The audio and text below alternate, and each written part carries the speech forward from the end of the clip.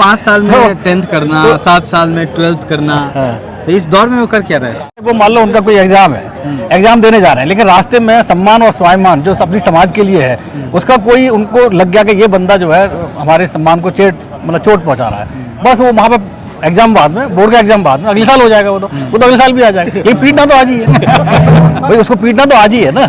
तो मतलब सम्मान से समझौता, सम्मान से कभी और भी चीज थी। मैं आपको बता दूं, यहाँ पे जैसे चमार शब्द को कभी अलाउ नहीं करते, हाँ, और उनको अगर कोई चमार बोल दे तो मतलब वो बचेगा ही नहीं। ये था आज की डेट में। यहाँ पे हमारा जो घर है ना, उसके पास में नल था, उस पर पानी नहीं पीने देते थे। ये 90 से पानी भी नहीं पीने देते थे, तो उन्होंने लड़के उन्होंने पानी भरा और वहाँ पानी भी पिया, वही पानी पिया, वही नहाए भी। अच्छा, मतलब कि नहीं मुझे करना है, जैसे तालाब, वही तो वहाँ थानेदार भी बुलाया गया। तो जब थानेदार बुलाया गया तो था वहाँ जब बनिए सारे लोग इकट्ठे हो गए, तो उन्होंने कहा कि भाई ये आदमी ऐसा कर रहा है, जबकि इनको तो राइट नहीं है पानी पीने का। तो उन्होंने कहा कि वो देखा ना बाबा बैठा है अम्बेडकर, अब मत बोलना इनको कुछ। तो मतलब थानेदार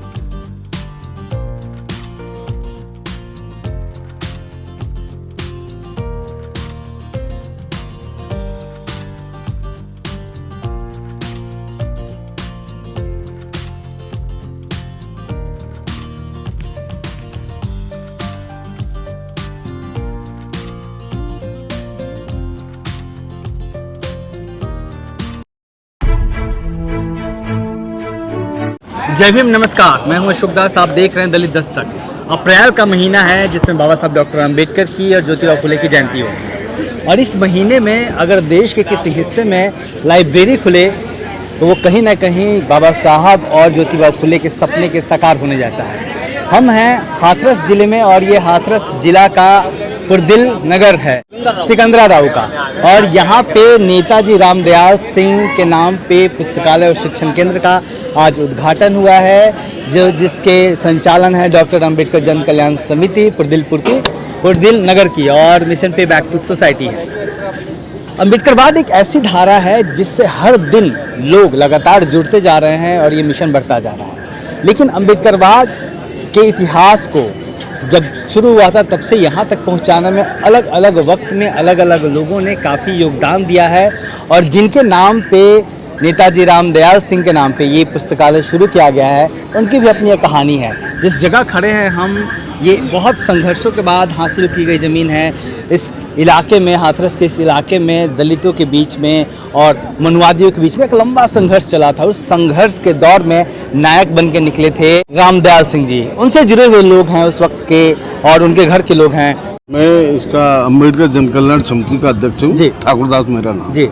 नेताजी ने, रामदयाल जी ने बहुत संघर्ष किया, हमारी उनके साथ कई लोग थे, जैसे हमारे फौजी साहब हैं, प्रताप सिंह सुमन हैं, बुद्धे प्रसाद थे, और भी लोग थे। तो काफ़ी संघर्ष करने के बाद इस जगह को हासिल किया। बहुत अच्छा, मतलब बहुत मेहनत की। जी जी जी। आप किस तरीके से ये पूरी जर्नी को आपने देखा है? आप, मैं सुन रहा था आपको, आपकी स्पीच, आपने बताया कि एक ही जगह पढ़ते थे आप। नेताजी से मेरा संपर्क 1966 में हुआ।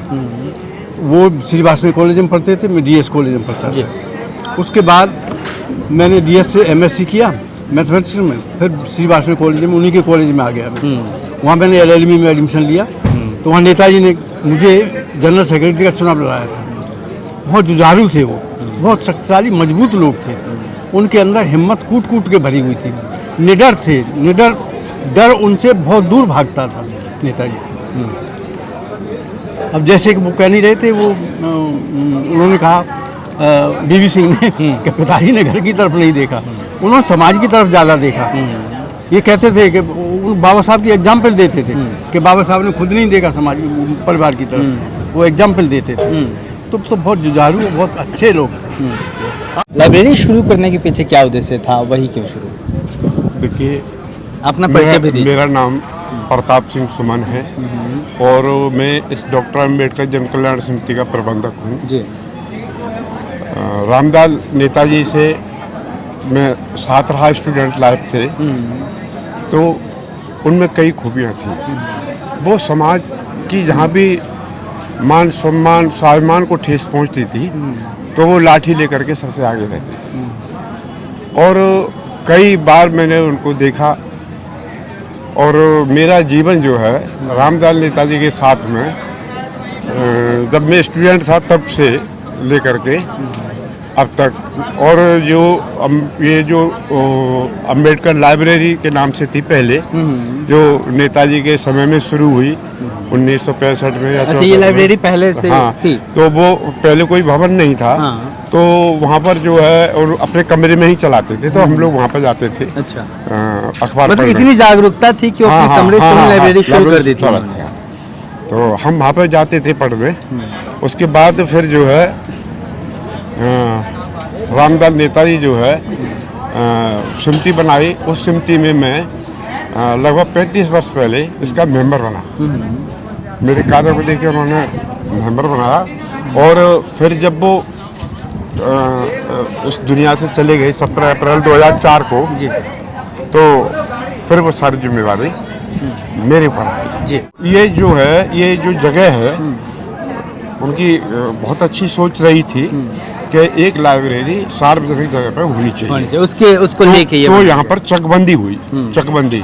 तो उस चकबंदी में अधिकारियों से लड़ के और ये जगह एक्वायर कराई हैं।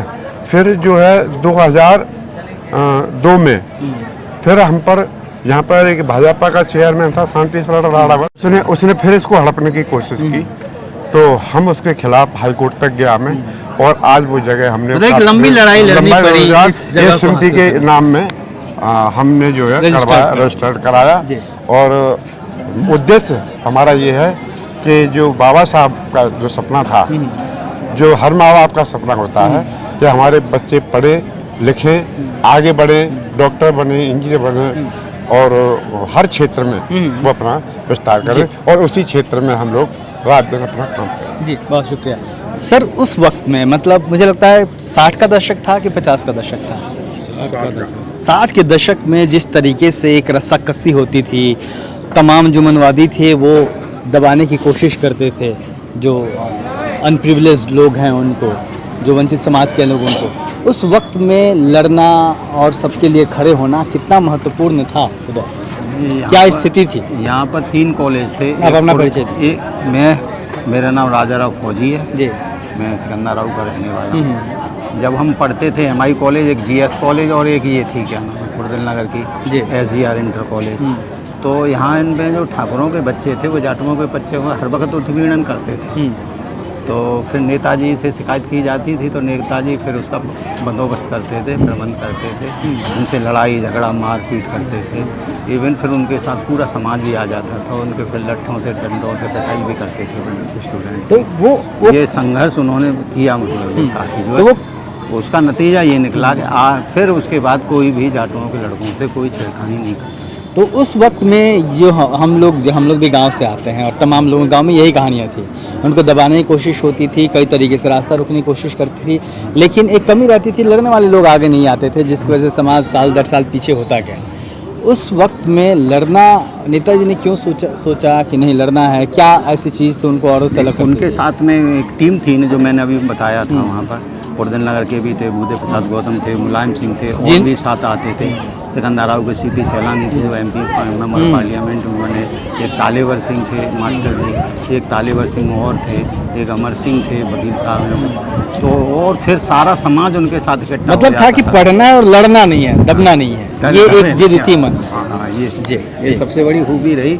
और रामदयाल सिंह ने जहाँ अम्बेडकर जयंती नहीं निकलती थी तो उसके लिए भी संघर्ष किया, कई बार जेल भी गए हो, कई बार जेल गए मार पिटाई में, झगड़ों में। तो ये उनका जीवन संघर्ष से भरा ही रहा। ये है। मेरा नाम भगवान सिंह है। मैं मिशन पे बैक टू सोसाइटी से और सिद्धार्थ गौतम शिक्षण संस्कृति संस्थान समिति धनसारी से जुड़ा हुआ हूँ। जब ये नेताजी वहाँ पर थे, उसके बाद हम लोग गए, ये हमसे सीनियर थे, तो हम 67 में वहाँ पर गए। तो वो इतने बोल्ड थे क्योंकि मैं और KD रंजन, जो लोग पढ़ने में बहुत इंटेलिजेंट थे, तो हम लोगों को इन्होंने छूट दे रखी, जूनियर भी थे हम लोग। तो ये लोगों का ग्रुप था, तो ये क्या करते थे कि इतनी मोटी बुक रखते थे, बीच में फाड़ के उसमें चाकू रखते थे, और फिर जैसे बुक खोली, चाकू निकाला तो कर करके आवाज़ होती थी। तो इस तरह का उनका वो था, जो भी जिसने भी देखा, उन्होंने क्या कहते थे लोगों से, देखिए मैं पढ़ने नहीं आया, 5 साल में मैंने हाई स्कूल किया, 7 साल में इंटरमीडिएट किया, तो मैं पढ़ने थोड़े आया हूँ। अच्छा, तो 7 साल में इंटरमीडिएट किया? बिल्कुल बिल्कुल। तो मैं तो यहाँ केवल लोगों को जागरूक करने आया हूँ, संरक्षण देने आया हूँ। और उस टाइम पर ये हमारे ब्रदर हैं रामदेव जी, जी। तो इनसे कहा भाई आप लोग इलेक्शन क्यों नहीं लड़ते? आप तो इधर आ जाइए। वहाँ उन्होंने इलेक्शन भी लड़वाया, और उसमें इलेक्शन के टाइम में कैंपेनिंग में खूब हाँ। एक दूसरे से हुटिंग होती थी और झगड़ा भी होता था। तो उधर एक नाई था, ये फाटक के पास में, हम लोग छावनी में रहते थे, अब अम्बेडकर नगर है, वहाँ पर सारे स्टूडेंट जो वहीं रहते थे, तो वहाँ पर लाठियाँ रखते थे, उसके पास हॉकी रखते थे, और वहाँ से हॉकी उठाई और जा करके हमला बोल दिया। बहुत बार मार पिटाई हुई आपस में। तो इस तरह से उन्होंने हम लोग बहुत बोल्ड किया। और जहाँ तक इस लाइब्रेरी का है कि ये सबसे बड़ी श्रद्धांजलि उनको यही होगी कि ये लाइब्रेरी स्थापित की है, कि वो बाबा साहब के मिशन को मानने वाले थे। बाबा साहब एजुकेशन में ज़्यादा जोर देते हैं, तो उनको बच्चों को पढ़ाया जाए कि लाइब्रेरी जो ना नॉलेज का ट्रेजर होती है, खजाना होता है। तो इससे सीखेंगे और बेस्ट बुक्स हम अवेल कराएंगे, जो फैसिलिटी हम देंगे, और गाइड भी देंगे इनको। इसलिए शिक्षण केंद्र भी है ये, तो कभी कभी क्लासेस भी लेंगे। जी, बहुत शुक्रिया। और ये रामदयाल सिंह जी के तीनों बेटे हैं यहाँ पे। अच्छा, एक और हैं, ठीक है। तो ये बड़े भैया हैं, ये बड़े भैया हैं, और ये बीबी सिंह जी हैं। तो भैया ये बताइए कि ये कब आप लोगों ने सोचा है कि पुस्तकालय शुरू करना है, और आपके पास क्या यादें हैं उनको लेकर? ऐसा है कि पहले ये शुरू में ये हमारे घर पे ही वाचनालय चलता था, वो डॉक्टर अम्बेडकर वाचनालय नाम से था। तो पहले हमारे वो तैयरे भाई थे, उन्होंने कुछ संचालन किया उसमें 4-5 साल। फिर उसके बाद मैंने संभाला उसको। उसमें जो भी एंट्री आती थी, जो लेने आते थे पुस्तक वगैरह, काफ़ी पुस्तकें थी उसमें उस समय, और 4-5 अखबार आते थे। तो उसी नॉलेज की वजह से हमने जो है 77 में मैं ये चलाया, फिर इनके बाद इन्होंने छोटे भाई ने उसको संभाला। तो वो वहाँ से फिर ये 83 में वो इधर आ गई। तो यहाँ पे ये बनते जी रहते थे, उन्होंने उसको नष्ट कर दिया, समझ लो एक तरह से। किताबें वगैरह उसकी जो है सभी खत्म हो गई। तो उस समय से हम लोगों के दिमाग में तो था कि यहाँ कोई वो होना चाहिए पढ़ाई के लिए, क्योंकि हमारे फादर बस यही कहते थे कि पढ़ाई के लिए बहुत जोर देते थे।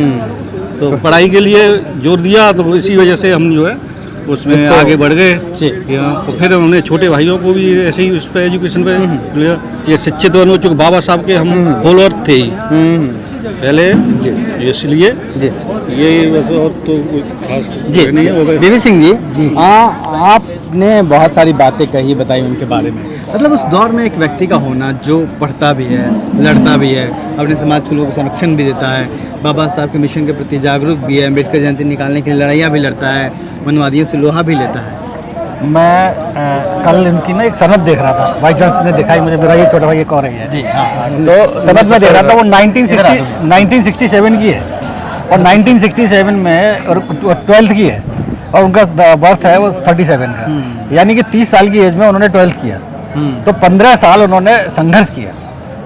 मतलब वो 5 साल 10th में हाई स्कूल में, 7 साल 8 साल जो है 12th में उन्होंने पढ़ाई नहीं करके, मतलब यहाँ पे जो ये बगल में ही कॉलेज है, यहाँ पे SGR इंटर कॉलेज, आप जाइए ना तो राइट हैंड पे पड़ेगा, बिल्कुल बगल में ही है।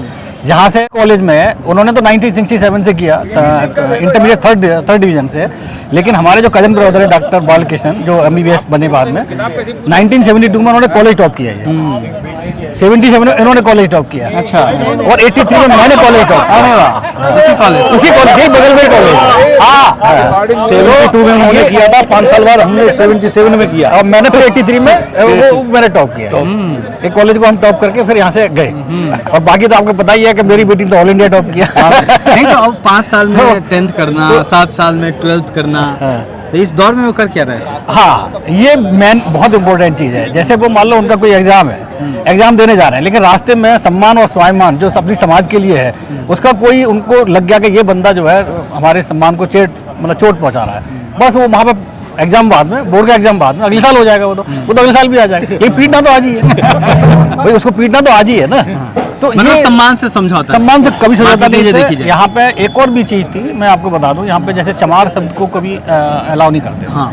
और उनको अगर कोई कमार बोल दे तो मतलब वो बचेगा ही नहीं, मतलब ये था। आज की डेट में कोई बोल नहीं यहाँ पे हमारा जो घर है ना, हाँ। उसके पास में नल था, उस पर पानी नहीं पीने देते। पानी नहीं पीने देते थे, ये 90 से पानी भी नहीं पीने देते थे, तो उनको से लड़के उन्होंने पानी हाँ। भरा और वहाँ पानी भी पिया। वही पानी पिया, वही नहाए भी। अच्छा, मतलब कि नहीं मुझे करना है, जैसे तालाब हाँ, वही तो वहाँ थानेदार भी बुलाया गया। तो जब थानेदार बुलाया गया तो था वहाँ जब बनिए सारे लोग इकट्ठे हो गए तो उन्होंने कहा कि भाई ये आदमी ऐसा कर रहा है, जबकि इनको तो राइट नहीं है पानी पीने का।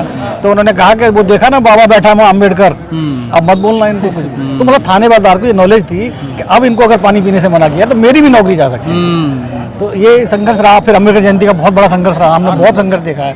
27 ट्रक पीएसी आती थी हमारे घर के आसपास लगी, ये मूर्तियाँ लगाई हुई है, ये इनके द्वारा लगाई है। उनके द्वारा उस दिन हम भी वहाँ थे, एक ही रात में ये चिनके और के लगा दी और अगले दिन हमारे फादर जेल में चले गए। ये हुआ करता था।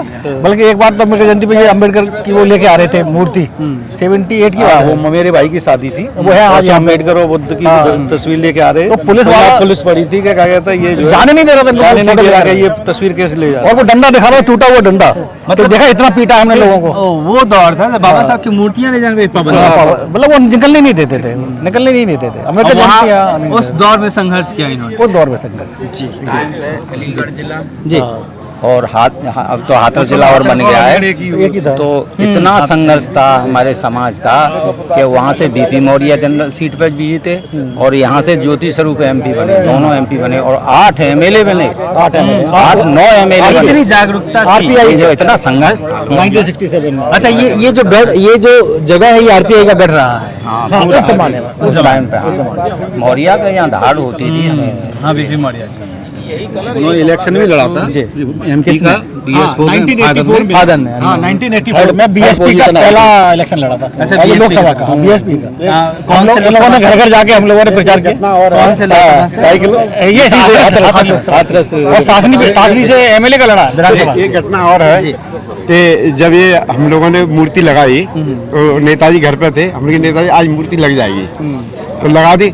अब सारे पुलिस को ये मालूम थी कि प्रताप सुमन के अलावा इस काम को कोई नहीं कर सकता, तो मेरे घर को पुलिस ने घेर लिया। मैं उस समय फाइनल ईयर सिविल इंजीनियर का स्टूडेंट था, तो मैं मूर्ति लगा के रात में ही और भाग गया। अब वहाँ पर जो है मेरी पुलिस तलाश करती रही। राम नेताजी से और एक बुद्धे प्रसाद गौतम थे उनके सहयोगी, उन्होंने कहा तू पढ़ने वाले बच्चों का नाम ले रहा है, उसकी शिक्षा खराब करना चाहता है, मुझे ले चल जेल। मैंने लगाई है, लगाई हमने और हमको सुरक्षित रखा। हमारी वो जेल चले गए और 1 महीने बाद जमानत हुई तो फिर हम लोग जो यहाँ से कंधे पे बैठा के ले गए। जी। सर, आदर्श जी हमारे साथ मिशन पे बैक टू सोसाइटी का जो एक काम है, देवानी जी आइए ना प्लीज, का जो काम है एक, और भी लोग आ जाइए ना प्लीज इधर। जो काम है, जो उसका लक्ष्य है, उस लक्ष्य में एक और क्या कहेंगे इसको, मतलब थोड़ा 100 कदम और आगे बढ़े हैं आप लोग, तो ये कितना इम्पोर्टेंट है। एक चीज़ ये, दूसरी चीज़ की जिनके नाम पे ये लाइब्रेरी है, रामदयाल सिंह जो बीबी सिंह जी के फादर हैं, उनके तमाम फैमिली के लोग हैं, आप भी कहूँ बेस उसी दौर के हैं। तो ये जो लड़के अपनी प्रतिष्ठा भी बचानी थी, आगे भी बढ़ना था, तमाम कितनी चुनौतियाँ थी। और आज के दौर के जो बच्चे हैं जो कहते हैं कि नहीं सब कुछ ठीक है, ऑल इज़ वेल, कास्टिज्म कहाँ है, हमारे तो दोस्त हमारे साथ घूमते हैं, उनसे क्या कहना चाहेंगे? देखिए, उन बच्चों में एक चीज़ कहना चाहूँगा कि मान और सम्मान की जो चीज़ थी ना पहले, ऐसे नहीं मिली है, ऐसे नहीं मिली है, इस तरह से मिली है। आज की जनरेशन ने वो चीज़ नहीं देखा है, इसलिए उनको वो चीज़ें लगता है कि ऐसी कोई चीज़ नहीं है जो उनको फील हो रहा है। कुछ लोगों को, मैं सभी के लिए नहीं कह रहा हूँ, नई जनरेशन में ज़्यादातर लोगों के साथ ये है जो सिटी लाइफ में है, पर देहात के बच्चों में अब भी वो जज्बा है जो कि शहरी क्षेत्रों के बच्चों से ज़्यादा है। मान सम्मान की बात वो ज़्यादा करते हैं। जी।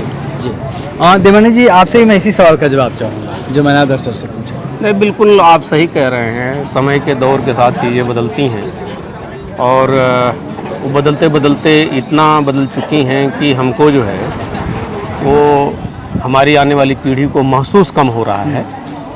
अब महसूस कम होने का कारण ये है कि हमारे पूर्वजों ने लड़ाई लड़ के हमको इतने प्रकाश में रखा है कि उनको वो अंधेरा नहीं दिख रहा है जिस अंधेरे से वो निकल कर के आए थे। एक बात। दूसरी चीज़ ये है कि जो हमारी विरोधी ताकतें हैं उन्होंने अपनी रणनीति बदल दी है।